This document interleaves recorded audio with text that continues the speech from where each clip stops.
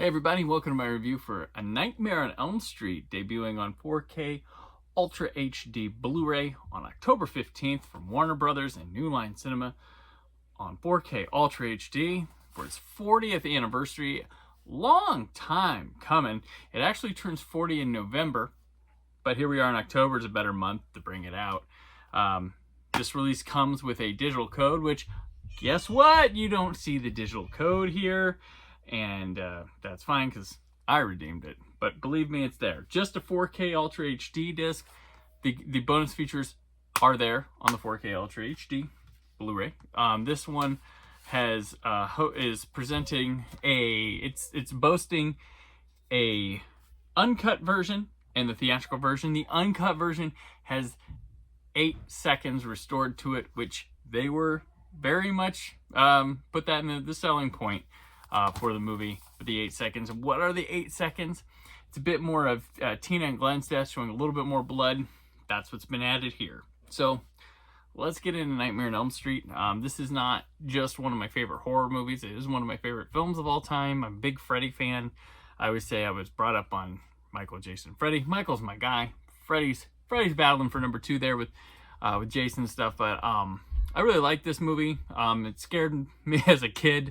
And like having trouble sleep. I really do like it as a series as well. But Freddy Krueger kind of is a thing that is encapsulated just when it happened. We really haven't been overindulged on Freddy. They did a remake that didn't go too hot for them. They kind of took their money and ran. And Freddy's been laying dormant. It's a series that he hasn't been exploited. He's not in any legal trouble like Jason, but he's just sitting there waiting to return.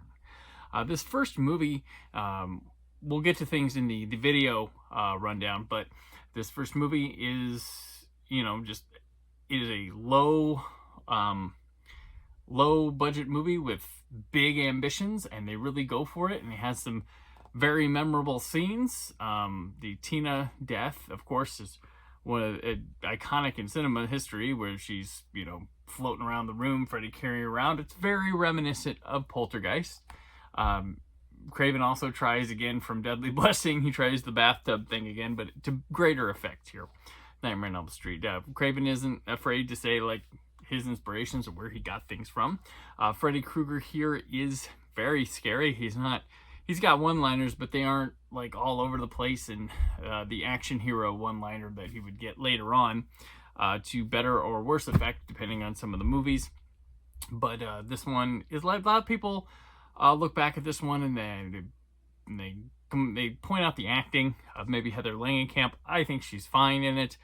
Johnny Depp's very young, Amanda Wyss, but they're fine. There's a charm to their acting, because I think a lot of the terror going on, it kind of like doesn't make it too intense, which for some people they might need that. But there is a bit of comedy here with Ronnie Blakely's alcoholism in the movie, which I never noticed until I saw it on the big screen one time, and everybody got a good chuckle out of watching her hide alcohol bottles throughout the house or pour them out, constantly drinking throughout the movie. But I think I got hammered the point home.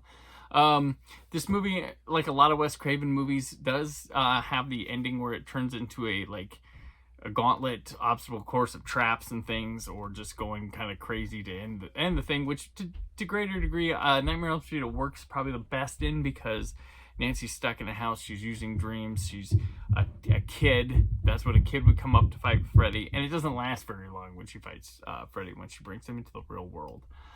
There's a lot of sense of dread. There's the boiler room. They do what they can with an idea that creates a landscape that might be limitless, but they make it work here. There's some really creepy stuff, a lot of classic lines to quote, screw your past, things like that. But overall, I just love this movie. I can't say enough about it.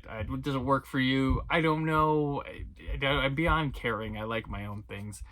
This is a fun movie. I always love going through the series, even for warts and all. The only one I have the toughest time with is the remake, oddly enough. But yeah, I'm hoping more of these are on the way. They usually start with the first one, and then they jump to a 2-pack of 2 and 3, and then maybe a box set. We'll see. But let's move on to the video on this, because this is more important. So they have done a new 4K transfer on this thing. It's in its 185 aspect ratio, H.26 for AVIC encoding and stuff, but this looks amazing. This is one of my favorite transfers of the year. It felt like I have never seen a Nightmare on Elm Street before. It is, the cinematography is huge. One of the things with a lot of these on DVD and then to Blu-ray, where they all look a little bit flat, this is, the depth is probably the most greatly improved thing in this. The characters look bigger, the sets look bigger, they go further back. I noticed Freddy in a spot in the movie that I never seen him before. It was nuts. I was like, what is that? And of course, this is like crisp, good contrast and color saturation going on with the movie. And there's like, Freddy's hat has a lot more details, a lot more dirty and everything else. And one of the better colors that comes across in here is white. Every time there's a big bright sky or white in the background, like Amanda Wiss has at the beginning of the movie, there's some other stuff later, but that really gels quite well with everything. And it's just like the colors pop a bit more, and this movie just looks really awesome, and it really makes you appreciate a lot of the camera work like you never have before. So this is a 5 out of 5 on the video. I'm blown away. This is great. Give me part 2, give me part 3, give me all of them with this degree of care. Even if it's a slow roll, at least we're getting it, but I really was impressed with this. When it comes to the audio, we have an Atmos mix, and this is pretty fun. I give it a 4.5 out of 5, this new Dolby Atmos mix, along with subtitles, various countries, various audios here, but I want to focus on what's new with this. And yeah, good stuff. It kind of like, a lot of the vocals still have their kind of source sounding, but they're integrated quite well. A lot of them center channel and stuff, but they have a lot of fun with the ambiance here and a lot of sounds, and it just fills the room quite well. So like, the one thing that always, when they do old movies, and especially low budget ones from other decades, the vocals, have their source kind of sounding of how they recorded, but it works in this. And I was really impressed with how loud this gets, and the music really pulsates with that synthesizer, and really works quite well. Things hit hard, and the jump scares work in the movie, and it's to a great degree. I'm giving it a 4.5 out of 5. Bonus features, all ported over from previous releases. One thing I do like is they have the focus points, which you used to, in that Fin and Film edition stuff, you'd watch and it'd have like a little icon, you hit it and it took you to something.